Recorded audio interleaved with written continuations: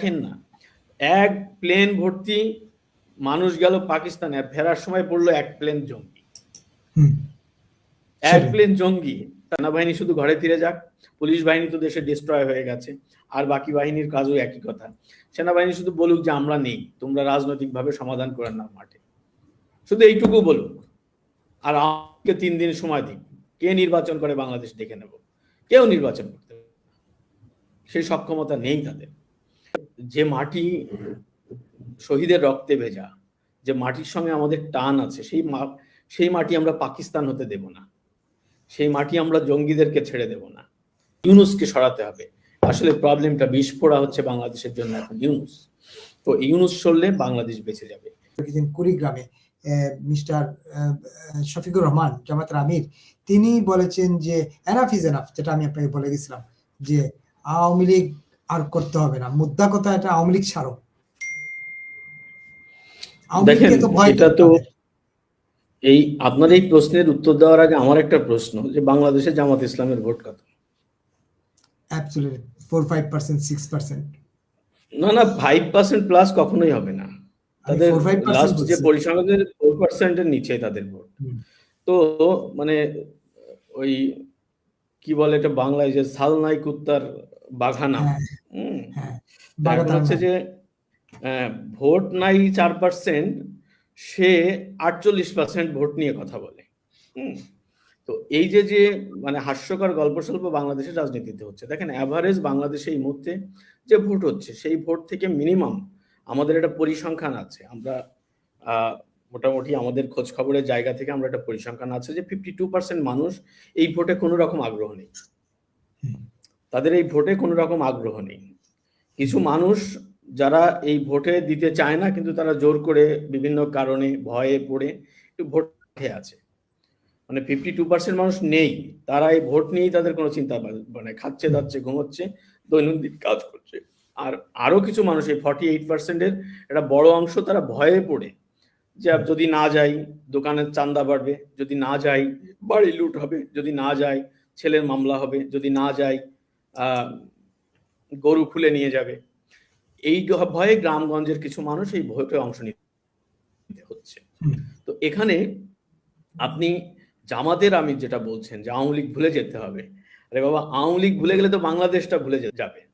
সেই কথা তখনই বলছে যেটা নূর সাহেব বললেন, যে বাংলাদেশে তারা এখন পাকিস্তানের রাষ্ট্র বানাতে চায়। তো পাকিস্তান হলে তো আওয়ামী লীগ ভুলে যাবে, এটা ঠিক। যে পাকিস্তানি রাষ্ট্র কাঠামো যদি হয়, পাকিস্তানের রাষ্ট্র ব্যবস্থা যদি তারা কায়েম করতে বলে, তাহলে নিঃসন্দেহে তারা বাংলাদেশটাকে ভুলে যেতে পারবে এবং আওয়ামী লীগকেও ভুলানো যাবে। কিন্তু এই দেশটা কখনো পাকিস্তান হবে না।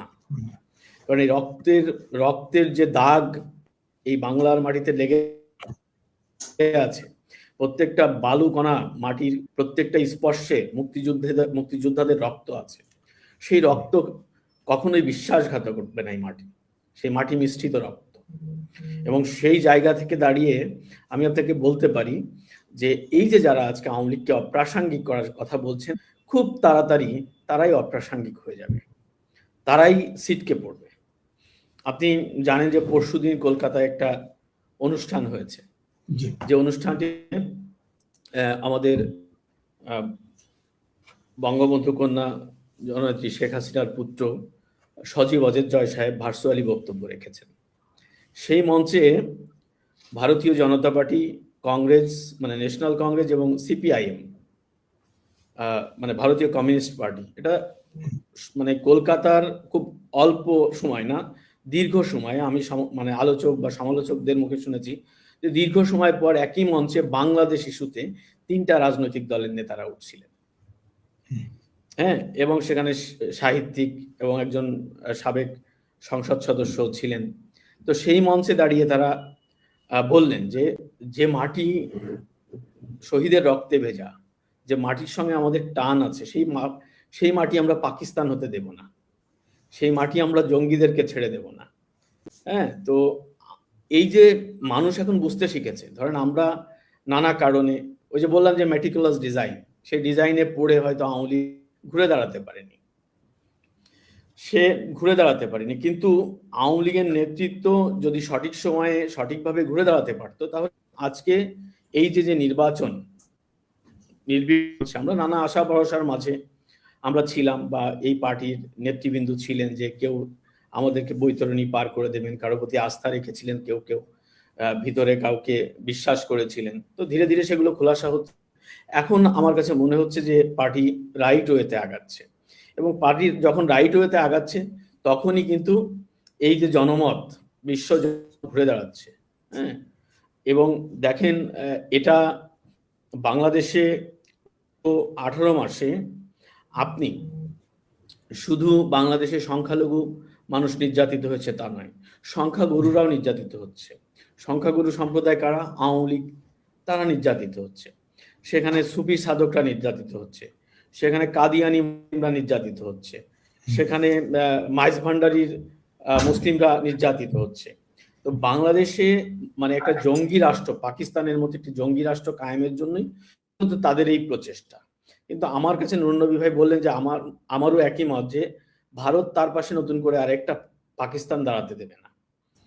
আমি বলছি না যে ভারত আমাদের বা মুক্তিযুদ্ধের বাংলাদেশকে উদ্ধার করার জন্য লাফিয়ে পড়বে, এরকম না, কিন্তু ভারত যদি একটা স্পেস তৈরি করে দিতে পারে যে আমরা বাংলাদেশ আওয়ামী লীগের যারা সমর্থকরা এবং আমরা যারা সরকার বা এই আদর্শের মানুষ, তারা যদি আমরা বাংলাদেশের রাজনীতিতে প্রভাব রাখতে পারি বা কাজ করতে পারি বা দেশের মানুষের পাশে দাঁড়াতে পারি, তাহলে এই জঙ্গিবাদ কায়েম হবে না। সেই জায়গাটুকু তৈরি করতে পারলেই বাংলাদেশ থেকে এই জঙ্গিবাদী শক্তি, এই শফিকদের শক্তি উৎখাত হয়ে যাবে। কারণ আমি আপনাদের দায়িত্ব নিয়ে বলছি যে আজকে যদি আওয়ামী লীগ করে, যদি সুযোগ পায়, সেনাবাহিনী শুধু ঘরে ফিরে যাক, পুলিশ বাহিনী তো দেশে ডিস্ট্রয় হয়ে গেছে, আর বাকি বাহিনীর কাজও একই কথা।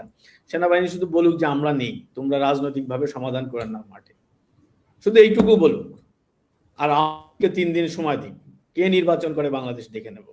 কেউ নির্বাচন করতে পারে, সেই সক্ষমতা নেই তাদের। কারণ বাংলাদেশের আজকে দেখেন, আমরা অনেককেই যারা এই জুলাই আগস্টের সঙ্গে ছিল এই সন্ত্রাসবাদের, যারা এদেরকে উৎসাহ দিয়েছে, অনুপ্রেরণা জুগিয়েছে, এরকম অনেককেই তো আমরা বলতে শুনি। এই যে আজকে আব্দুল তুষার, তার একটা বক্তব্য আপনি খেয়াল করেছেন কিনা আমি জানি না, সে বলেছে যে মুক্তিযুদ্ধে রক্ষা করতে হলে আওয়ামী লীগকে লাগবে এই দেশে। অথচ 2 দিন আগেও সে বলেছে যে আওয়ামী লীগ এই দেশের রাজনীতিতে। তো রিয়েলাইজেশনটা তো ওখানেই। আমি তো সে কথা একটু আগে বললাম যে দেখেন 18 মাসে বাংলাদেশের মানুষের কাছে প্রমাণ হয়ে গেছে, এটা অটোমেটিকলি হয়ে গেছে, এটা আওয়ামী লীগ করেছে, আমরা করেছি, আপনি করেছেন, আপনারা করেছেন, এটা না, এটা বাস্তবতা, তাদের ব্যর্থতা। আসলে তাদের মনে মুক্তিযুদ্ধ প্রকাশ পেয়ে গেছে তারা, কারণ একমাত্র এই যে শক্তি, অপোজিশন যে শক্তিটা, এই শক্তির মধ্যে একটা শক্তি হচ্ছে বিএনপি, যারা দীর্ঘদিন ধরে বলতো আমরা মুক্তিযুদ্ধের চেতনা লালন করি, আমাদের নেতা মুক্তিযুদ্ধের, তাদের দাবি। কিন্তু 18 মাসে তারা মুক্তিযোদ্ধার গলায় জুতার মালা, তারা একটা প্রতিবাদ করেছে? 18 মাসে তারা মুক্তিযোদ্ধাকে চুল কেটে বাড়ি থেকে বের করে দেওয়া হয়েছে, তারা করেছে? 18 মাসে তারা তাদের দলের নেতা মুক্তিযুদ্ধের কথা বলেছে, স্বাধীনতার যুদ্ধের কথা বলেছে, বন্ধুর কথা বলেছে বলে তাদের নেতাকে তারা দায়িত্ব থেকে 3 মাস না 6 মাসে ফজলুর রহমান সাহেবকে দিয়েছিল না? তো তারাই প্রমাণ করেছে যে মুক্তিযুদ্ধের চেতনা, মুক্তিযুদ্ধের আদর্শ এদের পক্ষে ধারণ করা, লালন করা, পালন করা সম্ভব। এটি একমাত্র প্রমাণিত হয়ে গেছে দেশের মানুষের কাছে। এবং আমি আপনাকে বলি যে বাংলাদেশের মানুষ মুক্তিযুদ্ধের চেতনার বাইরে যাবে না। এটি হয়তো আমরা আজকে সময়ের প্রেক্ষাপটে বা এই দুঃসময়ের জন্য আমরা সেইভাবে মানুষকে উদ্বুদ্ধ করতে পারছি না, বা সেইভাবে তাদের পাশে যেমন দাঁড়াতে পারছি না, যে কারণে তারা আমাদের পাশে আসছে না। তো অনেকেই বলেন যে দেখেন, আমরা যদি নিশ্চয়তা, জেলে গেলে জামিন হবে, কালকে রাস্তায় না, কিন্তু সেই নিশ্চয়তা তো নাই। আমি তো আমার মানবাধিকারটুকু পাচ্ছি না, বলে আমি নামবো, যদি কেউ আমাকে নিশ্চয়তা দিতে পারে মপ করে আমার বাড়ি জ্বালিয়ে দেওয়া হবে না, তাহলে আমি কালকে রাস্তায় নামবো। এরকম অনেক মানুষের সঙ্গে আমার কথা। কিন্তু প্রশ্নটা হলো যে আমরা পারছি না এই সেই মেটিকুলাস ডিজাইন।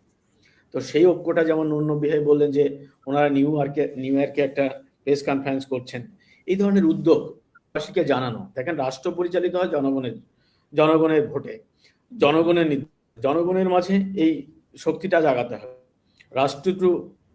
রাষ্ট্রীয় কাঠামো তো কূটনীতির ভাষায় কথা বলবে।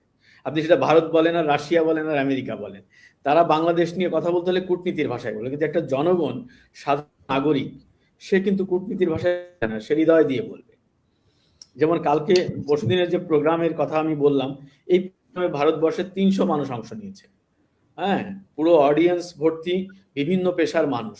এবং তারা স্লোগান দিয়েছে যে মুক্তিযুদ্ধের চেতনাকে আবার একত্রিত করতে হবে। ৭১-এ যেভাবে বাংলাদেশের জন্য ভারতের মানুষ রাস্তায় নেমেছিল, আমাদের উচিত আবার এই বাংলাদেশ উদ্ধারের জন্য রাস্তায় নেমে আসা। সবাই বলেছে, আমি শুনেছি, নিজ কানে শুনেছি। সুতরাং আপনাদের মানে যারা আজকে হতাশাগ্রস্ত হয়ে যান আওয়ামী লীগের নেতাকর্মীরা, তাদের কাছে বলবো যে হতাশ হওয়ার কিছু নেই। কারণ এই যে একটা চক্রান্ত, আমি তো বললাম যে 1969-এ বাংলাদেশে সেই মানে নির্বাচনের 69 ভোটের আগ থেকেই বাংলাদেশে এই মার্কিন চক্রান্ত শুরু হয়েছিল এবং তার ধারাবাহিকতায় 2024 সফল হয়েছে। প্রায় 53 বছর ধরে চক্রান্ত করে তারা একটা সফলতা এনেছে। তো সেই চক্রান্তের বিরুদ্ধে আমাদেরকে একটা চক্রান্ত কৌশল তো যেতে হবে। সেই চক্রান্তের কৌশল বা সেই চক্রান্ত করতে একটু সময় ধৈর্য ধরতে হবে, আশাহত হওয়া যাবে না। মুক্তিযুদ্ধের চেতনাকে বুকে লালন করে বঙ্গবন্ধুর আদর্শকে শক্তি হিসেবে অনুপ্রেরণা নিয়ে আমাদেরকে শক্তভাবে মোকাবেলা করতে হবে এবং সেটাকে পরিকল্পিতভাবে। এবং সেটা যদি আওয়ামী লীগ, আমি তো বললাম যে আওয়ামী লীগ সেই পথে আগাচ্ছে। আওয়ামী লীগের সমস্ত আমার কাছে মনে হয় যে নেতৃত্ব যারা বিভিন্ন জায়গায় বিভিন্নভাবে কাজ করছেন, সবাই আমার কাছে মনে হয় যে সেটা রিয়েলাইজ করেছে যে কিভাবে বাংলাদেশের এই জঙ্গিবাদী, যেটা নূরনবী ভাই বললেন, আমি শেষে ওনার বক্তব্য শুনছিলাম যে ইউনূসকে সরাতে হবে। আসলে প্রবলেমটা বিস্ফোরা হচ্ছে বাংলাদেশের জন্য এখন ইউনূস। তো ইউনূস সরলে বাংলাদেশ বেঁচে যাবে, এটা আমার কাছে মনে হয়। কারণ অন্য কোনো সরকার, কারণ বাংলাদেশের মানুষও কিন্তু একটা জায়গায় তারা থেমে আছে। কারণ আমরা পারছি না, আওয়ামী লীগ পারছে না, এটাই সত্যি, তাদের পাশে দাঁড়াতে। তারা থেমে আছে যে দেশে যদি একটা নির্বাচন হয়ে কোনো রাজনৈতিক সরকার আসে তাহলে অন্তত তারা কথা বলার অধিকার পাবে। এই জায়গাটাও তাদের মধ্যে একটা বিভ্রান্তি আছে। আমি যদিও বলি যে সেই সুযোগ পাবে কিনা বাংলাদেশের মানুষ, সেটা নিয়ে আমার সন্দেহ আছে। কারণ এই নির্বাচনও আমার কাছে মনে হয় মেটিকুলাস ডিজাইনের অধীনে হচ্ছে। কিন্তু আসার সবচেয়ে জায়গা হলো যে আওয়ামী লীগ যদি সত্যিকার অর্থেই এই ইউনূসীয় সরকার, মানে ইউনূসের সমস্যাটা কি, সে পাকিস্তান আর আমেরিকার বাইরে সে কিছু করে না, জনগণ নিয়ে তো তার কোনো চিন্তা নেই। আপনি দেখেন না, এক প্লেন ভর্তি মানুষ গেল পাকিস্তানে, আর ফেরার সময় পড়লো এক প্লেন জঙ্গি। এক প্লেন জঙ্গি, তাদের পাসপোর্ট পর্যন্ত ফাঁস হয়ে গেছে, টাকারা এসছে। এবং তাদের মধ্যে আপনি মুম্বাই অ্যাটাকের আসামিদের যাদের নাম এসেছিল তারাও বাংলাদেশের মাটিতে। কেন আসছে? কারণটা কি? দেশে একটা নির্বাচন হতে যাচ্ছে, তার সামনে রেখে এই জঙ্গিরা কেন বাংলাদেশে এসছে? তাদের সাথে পাকিস্তানের সংযোগটা কি, মানে বাংলাদেশের সংযোগটা কি, সূত্রটা কারা? সুতরাং আলোচনা বাড়াবো না, আমি শুধু এইটুকু বলে শেষ করব যে হতাশ হওয়া যাবে না। যারা এই অনুষ্ঠান দেখছেন বা দেখবেন, আপনাদের কাছে অনুরোধ, কেউ হতাশ হবেন না। এই নির্বাচন হয়ে গেলেই বা কি আর না হলেই বা কি, এটা নিয়ে আওয়ামী লীগের ফেরার সাথে এই নির্বাচনের কোনো সম্পৃক্ততা নেই। আওয়ামী ফেরার সাথে এইসবের কোনো সম্পৃক্ততা নেই। আওয়ামী ফেরার সাথে আপনার দেশপ্রেম জড়িত, আওয়ামী ফেরার সাথে আপনার বঙ্গবন্ধুর আদর্শ জড়িত, আওয়ামী লীগের ফেরার সাথে আপনার এই আজকের এই জঙ্গিবাদী যে উত্থান, শক্তির উত্থান হয়েছে, তাদের প্রতিরোধের আপনার মনোভাবটা জরুরি। সেই জায়গাটা তৈরি করুন এবং প্রস্তুতি নিন। বাংলাদেশে ৭১-এ যেভাবে যুদ্ধ করে দেশ হয়েছে, প্রয়োজনে আরেকটা যুদ্ধ হবে এবং হতে হবে যদি প্রয়োজন হয়। তো সেই যুদ্ধ হলেও মুক্তিযুদ্ধের সপক্ষই জিতবে, এটি আপনি দায়িত্ব নিয়ে আমি বলতে পারি, এটি আপনারা নিশ্চিত থাকতে পারেন। আরেকটি কথা বলে শেষ করব যে এই যে ভোট হচ্ছে, এই ভোটও মেটিকুলাস। আমি একটু আগে বললাম যে মেটিকুলাস, আমার কাছে মনে হয় মেটিকুলাসের পার্ট। এবং আমি বলবো যে এই ভোট আওয়ামী লীগের, এই ভোট মুক্তিযুদ্ধের ভোট নয়, এই ভোট বঙ্গবন্ধুর চেতনার ভোট নয়। এই ভোট আমাদের বর্জন করতে হবে এবং এই বর্জনের মধ্য দিয়ে মানুষকে প্রমাণ দিতে হবে যে এই ভোটে তাদের কোনো আগ্রহ নেই। আওয়ামী লীগের কোনো নেতাকর্মী এই ভোটে যাবেন না। সাধারণ মানুষকে আপনারা উদ্বুদ্ধ করুন যে এই ভোট যদি হা ভোট আর না ভোট, এখানে মূলত হচ্ছে তো এই দেশটা গণভোট হচ্ছে যে দেশটা পাকিস্তান হবে না বাংলাদেশ থাকবে। যদি হাতে ভোট দেন দেশটা পাকিস্তান হবে। অতএব আপনি কোনো কিছুতেই ভোট দিতে চান না, সেটা হচ্ছে সবচেয়ে বড় আমাদের জন্য বেনিফিট। যে বাংলাদেশের যদি সর্বসংখ্যক মানুষ এই নির্বাচন বর্জন করে, সেটা যদি প্রমাণিত হয়, তাহলে এই ভোটের কোনো মূল্য থাকবে না। তো আমি সবাইকে অনুরোধ করব যে আপনারা কেউ ভোটে যাবেন না। এই জঙ্গিবাদী সরকারের বা যারা আসবে সেই জঙ্গিবাদী শক্তির মানে খপ্পরে আপনারা কেউ পা দেবেন না।